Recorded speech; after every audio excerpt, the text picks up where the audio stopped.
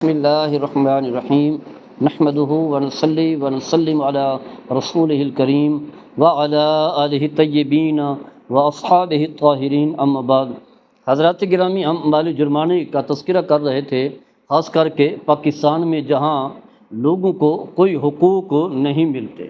خاص کر کے جو غریب لوگ ہیں، پسماندہ لوگ ہیں، جن کے کوئی تعلقات نہیں ہیں، کوئی بڑے عہدوں پر برآں جمع نہیں ہے، کوئی رشتہ داریاں نہیں ہیں، تو ان بیچاروں کی تو کوئی حقوق نہیں ہے۔ وہ ایسے ہی ہے گویا کہ ہم زمین پر رینگنے والے جو ہے وہ کیڑے مکوڑے ہیں، جس کا دل کرتا ہے ٹھوکر مار کے جو ہے ہمیں آگے نکل جاتا ہے۔ اور خاص کر کے جو ادارے ہیں، جن کی جو ذمہ داریاں ہیں، یعنی یوں سمجھ لیں عدالتیں ہیں، جن کا کام جو ہے انصاف دینا، جن کا کام جو ہے وہ انصاف دینا ہے، کہیں انصاف نہیں مل رہا۔ حالانکہ قرآن کی پوری آیات جو ہے لکھی ہوتی ہیں کہ ان اللہ یامرکم ان تؤدوا الامانات الی اہلھا، یا کہیں فرمایا کہ انصاف کے حوالے سے جو ہے لوگوں کو حق دو، لیکن کوئی بھی جج جب تک جج کو جو ہے رشوت نہ دی جائے اور ٹکا کے رشوت نہ دی جائے، اس وقت تک جو ہے وہ فیصلہ کرنے کے لیے تیار نہیں ہے۔ حضرات گرامی، اسلام جو ہے انسان کے حقوق کا محافظ ہے،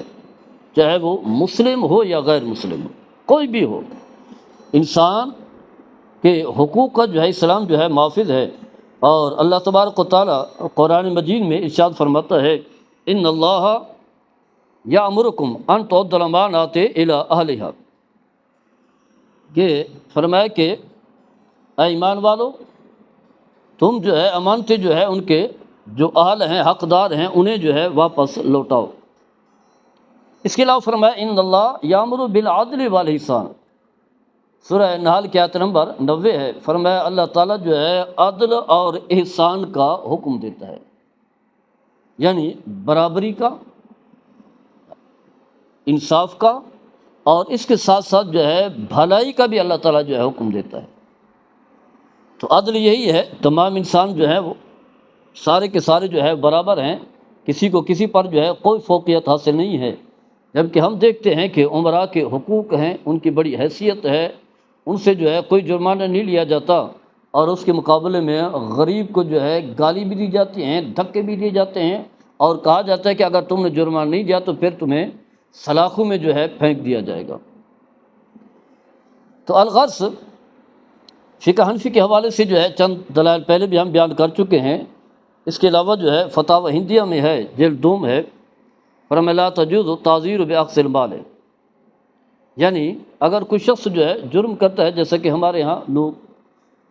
جو ہے قوانین کو توڑتے ہیں، ہیلمٹ استعمال نہیں کرتے، اشارہ توڑتے ہیں، یا لائسنس ان کے پاس نہیں ہوتا، تو ان پر جو ہے وہ جرمانہ کیا جاتا ہے، اور مالی جرمانہ جو ہے وہ کیا جاتا ہے۔ تو یہاں فرمایا گیا ہے کہ کسی صورت میں جو ہے بطور سزا کے کسی کا مال لینا جو ہے وہ جائز نہیں ہے۔ ہاں یہ ہے کہ اسے جو ہے 2-4 جو ہے آگے پیچھے کھڑا کر کے، دھوپ میں کھڑا کر، یا سخت جملے کہہ کر کے تنبیہ کر کے بھی آئندہ اس چیز کا خیال رکھنا ہے، ورنہ ہم تمہیں جو ہے جیل میں ڈال دیں گے، یا تھانے میں ڈال دیں گے، یا اس طرح جو ہے سزا دیں گے۔ تو اس طرح کی جو ہے وہ تنبیہ تو کی جا سکتی ہے، لیکن مال کسی صورت میں جائز نہیں ہے۔ کیوں؟ اس کی وجہ وہی ہے جو اس سے پہلے بھی ہم بیان کر چکے ہیں کہ کسی کا مال جو ہے زبردستی لینا یہ ظلم ہے، اور غصب کے مشابہ، یعنی کسی کا مال جیسے آپ چھین لیتے ہیں، ناحق طریقے سے، حرام ہے، گناہ ہے، یہ بھی اسی طریقے سے ہے۔ اور پھر حدیث پاک میں آتا ہے، نبی کریم صلی اللہ تعالیٰ علیہ وسلم نے فرمایا ان دماءکم واموالکم واعراضکم علیکم حرام، فرمایا تمہارا مال، تمہاری جانیں، تمہاری عزت تم پر جو ہے حرام ہے۔ اور یہ بات نبی صلی اللہ علیہ وسلم نے حجۃ الوداع کے موقع پر ارشاد فرمائی، بخاری مسلم کی یہ حدیث ہے، جیسا کہ ہم پہلے بیان کر چکے ہیں۔ اور اس کے ساتھ ساتھ جو ہے نا، عام طور پر کہتے ہیں کہ جرمانہ اس لیے ہم لے رہے ہیں تاکہ اس کی اصلاح ہو جائے، تو فرمایا کہ مالی جرمانہ جو ہے یہ ظلم و زیادتی ہے، اس سے معاشرے کی اصلاح نہیں ہوتی، بلکہ جس سے آپ جرمانہ لیتے ہیں اس کے خلاف جو ہے بغاوت زیادہ پائی جاتی ہے، اور بسا اوقات جو ہے وہ لڑنے کے لیے تیار ہو جاتے۔ کیوں؟ ناحق طریقے سے جو ہے قدم اٹھا رہے ہیں۔ اور قرآن میں اللہ نے کیا فرمایا؟ وَلَا تَقْسِمُ كُلُّ نَفْسٍ إِلَّا عَلَيْهَا، ولا تزر وازرۃ وزر اخرى، سورہ الانعام آیت نمبر 164 ہے۔ فرمایا ہر نفس جو ہے، ہر انسان اپنی جان جو ہے نا اپنے عمل کا بوجھ جو ہے خود اٹھائے گی۔ یعنی جو بھی اگر کوئی گناہ کر رہا ہے، غلط کام کر رہا ہے، تو جہاں سزائیں ہیں شریعت مطالعہ میں جسے حدود و قصاص کہا جاتا ہے وہ تو ٹھیک ہے، لیکن جہاں حدود و قصاص یعنی اس طرح کی تعین نہیں کیا گیا تو آخرت میں سزاؤں کا سلسلہ ہے، تو انہیں سزا ملے گی، آخرت کی سزا ہے۔ تو فرمایا کہ ہر نفس جو ہے اپنے عمل کا بوجھ جو ہے خود اٹھائے گی اور کوئی کسی کا بوجھ نہ اٹھائے گا۔ لیکن ہم دیکھتے ہیں کہ اس طرح کی جو ہے ہمارے ہاں بڑی بڑی جو ہیں وہ سزائیں دی جا سکتی ہیں۔ ہم دیکھتے ہیں جو ہمارے حکمران گزرے ہیں، یعنی یوں سمجھ لیں حضرت عمر بن خطاب رضی اللہ تعالیٰ عنہ کا قول جو ہے بڑا مشہور ہے۔ آپ فرماتے ہیں کہ اگر دجلہ کے کنارے ایک کتا بھی بھوک سے مر جائے تو عمر سے جو ہے اس کا حساب جو ہے لیا جائے گا۔ یعنی فکر ہے مخلوق خدا کی اور رعایا کی جو آپ کے ماتحت ہیں۔ تو اگر حکومت جو ہے فکر کرنے لگ جائے، حکمران اس طرح فکر کرنے لگ جائیں تو معاشرہ جو ہے ایک جنت کا نمونہ بن جاتا ہے۔ جبکہ ہم دیکھتے ہیں کہ اس ملک کے اندر، پاکستان کے اندر جو ہے بڑا عجیب سا ایک سلسلہ ہے اور بڑا ہی تکلیف دہ جو ہے سلسلہ ہے، جس کا انسان جو ہے تصور بھی نہیں کر سکتا۔ ہمارے ہاں جو مذہبی لوگ ہیں، جو مؤسس لوگ ہیں، معاشرے کے مؤسس لوگ ہیں، ان کی کوشش ہوتی ہے کہ ہم جو ہے پگڑی استعمال کریں، امام شریف جو استعمال کریں، کیونکہ میرے آقا صلی اللہ تعالیٰ علیہ وسلم کی سنت مقدسہ ہے، اور اللہ نے فرمایا لقد کان لکم فی رسول اللہ اسوۃ حسنہ، کہ رسول اللہ صلی اللہ تعالیٰ علیہ وسلم کی زندگی تمہارے لیے ایک بہترین نمونہ ہے۔ تو آپ نے باقاعدگی سے امام شریف استعمال کیا ہے، پگڑی شریف استعمال کیا ہے، تو علماء پہنتے ہیں اور گھر سے جب باہر نکلتے ہیں تو پہن کر کے جاتے ہیں، تاکہ معاشرے کو پتہ چلے کہ یہ مؤسس لوگ ہیں، علماء ہیں، لوگ ان کی طرف اپنے مسائل جو ہے لے کر کے جائیں، ان کی طرف رجوع کریں، شرعی رہنمائی کریں۔ ورنہ ہم دیکھتے ہیں معاشرے میں جو ہے نہ کوئی داڑھی ہے اور نہ کوئی زندگی شریعت مطالعہ کے مطابق ہے، آزادانہ زندگی ہے، کوئی سگریٹ نوشی کر رہا ہے، کوئی چرس پی رہا ہے، کوئی کچھ کر رہا ہے، گالی گلوچ کر رہا ہے۔ تو علماء جو ہے بڑے معزز انداز سے جو ہے زندگی گزارتے ہیں، نہ کسی سے لڑنا، نہ جھگڑنا، اور زندگی جو ہے شریعت مطہرہ کے مطابق ہوتی ہے۔ اس کی وجہ یہ ہے کہ قرآن و حدیث میں مہارت رکھتے ہیں، جو کچھ پڑھتے ہیں ان کی کوشش ہوتی ہے اس پر عمل پیرا بھی ہوں، کیونکہ نبی کریم صلی اللہ تعالیٰ علیہ وسلم کے اسوہ حسنہ کو اختیار کرنا ایک بہت بڑی کامیابی ہے اور بہت بڑی خوشخبری بھی ہے۔ میرے آقا صلی اللہ تعالیٰ علیہ وسلم نے فرمایا من احیا سنتی فقد احبنی، فرمایا من احبنی کان معی فی الجنہ، فرمایا کہ جو شخص میری سنتوں کو اپنا لیتا ہے، اور یہاں یہ نہیں کہا گیا کہ یہ سنت جو ہے واجب کے درجے میں ہے، سنت مقطع کے درجے میں ہے یا مستحب کے درجے میں، یہاں تک کہ اگر جواز کے درجے میں بھی ہے تو سنت ہے، اس عمل کو میرے آقا صلی اللہ تعالیٰ علیہ وسلم نے کیا ہے۔ تو جس کام کو میرے آقا صلی اللہ تعالیٰ علیہ وسلم نے کیا اس کی اہمیت ہے، اس کی حیثیت ہے اور اس کی وقت ہے، اور اللہ نے حکم بھی دیا ہے ما آتاکم الرسول فخذوہ وما نہاکم عنہ فانتہوا، جو رسول تمہیں عطا کریں صلی اللہ تعالیٰ وسلم، فرمایا اس پر عمل پیرا ہو جاؤ اور جس سے منع کریں اس سے باز رہو۔ تو پگڑی شریف جو ہے بڑی عظیم سنت ہے، اور یہی علماء واضح ہے، انہوں نے میرا ممبر کے وارث ہیں، نمازیں انہوں نے پڑھانی ہے، ممبر پر بیٹھنا ہے، حدیث پڑھانی ہے، علوم دینیہ کی تعلیم دینی ہے، اور لوگ ان کی طرف رجوع کریں گے، اس لیے وہ پگڑی پہنتے ہیں۔ جب گھر سے باہر نکلتے ہیں تو عام طور پر ان کے پاس وہ بھی بڑی مشکل سے موٹر سائیکل ہوتی ہے، تو اگر ان پر بھی جرمانہ ڈال دیں جن کی تنخواہیں جو ہے نہ ہونے کے برابر ہوتی ہیں، گھر بڑی مشکل سے چلتا ہے، ان پر بھی اگر مالی جرمانہ ڈال دیں اور پگڑی ان کی اتروا دیں گے، نقصان ہوگا۔ جب ان کی پگڑی اتر جائے گی تو پگڑیاں کہاں پہنیں گے، اور کہاں جو ہے وہ اس طرح کے الگ اہتمام کرتے رہیں، اس کے لیے جو ہے الگ جو ہے وہ شاپر لیں، الگ جو ہے وہ بیگ وغیرہ لیں۔ تو الغرض بتانا یہ ہے کہ کم از کم علماء کے لیے استثناء ہونا چاہیے۔ یہ بات ٹھیک ہے کہ ہیلمٹ کا فائدہ ہے کہ ایکسیڈنٹ ہو سکتا ہے، ہو جائے تو نقصان ہوتا ہے، لیکن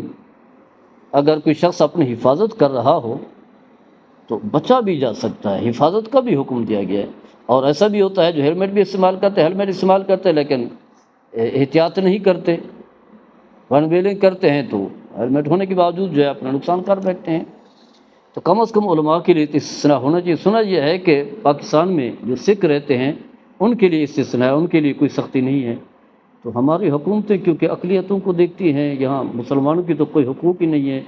کیونکہ یہ سارے ان کے تعلقات جو ہے باہر ہوتے ہیں، یورپ سے پڑھ کر کے آتے ہیں اور بچے ان کے وہاں رہ رہے ہوتے ہیں، انہیں ان کی پرواہ ہوتی ہے، تو عوام مسلمانوں کی کوئی پرواہ نہیں ہوتی۔ اس کے علاوہ جو ہے بتانا یہ چاہ رہا تھا، میں نے شروع بتا چکا ہوں کہ لوگوں کے بنائے ہوئے جو قوانین ہیں ان کی تو فکر ہے، ان کے لیے سزائیں بھی ہیں، ان پر سختی بھی ہے، مالی جرمانہ بھی ہے، باقی سزائیں بھی ہیں، لیکن یہ جو اللہ کے قوانین ہیں ان کی کیوں فکر نہیں ہے؟ اور یہ بات یاد رکھیں، اگر اللہ تعالیٰ کے قوانین پر عمل ہو جائے تو اللہ کی رحمتیں جو ہے وہ نازل ہوں گی، برکات کا نزول ہوگا اور وہ برائیوں کا بھی سدباب ہوگا۔ چور کے ہاتھ اگر کاٹ دیا جائے تو چوری نہ ہو، لیکن اس طرح کسی کی فکر نہیں ہے، اس طرح کوئی فکر نہیں کرتا بھی، اس کا بھی تو سدباب کرنا ہے، اس جرم کا بھی تو سدباب کرنا ہے۔ کسی کا مال کی چوری کر لیتا ہے تو اگر اسے سزا نہیں دیں گے تو اور چوری کرنے لگ جائے گا۔ قتل ہے، قاتل کو جو ہے جب تک اسے سزا نہیں دی جائے گی، یعنی اسے قتل نہیں کیا جائے گا تو قتل عام ہو جائے گا، جیسے کہ ہمارے ہاں ہو رہا ہے۔ تو اگر کوئی شخص جو ہے چلیں بعض فقہا کی رائے کو سامنے رکھتے ہوئے مالی جرمانہ کر بھی رہا ہے، لیکن وہ جو قرآن و حدیث کے واضح احکام ہیں، قرآن کا حکم ہے، اور قرآن میں اللہ نے فرمایا کہ جو شخص جو ہے اللہ کے حکم کے مطابق فاصلہ نہیں کرتا، کہیں فرمایا وہ کافر ہے، کہیں فرمایا وہ فاسق ہے، کہیں فرمایا کہ وہ ظالم ہیں، تو اس کی کسی کو پرواہ ہی نہیں ہے۔ تو الغرض اگر ہم یہ چاہتے ہیں کہ قوانین پر عمل ہو